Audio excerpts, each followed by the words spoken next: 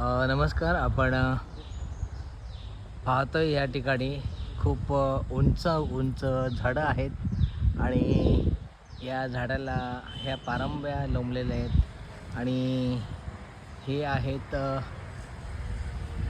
वडाची झाडं.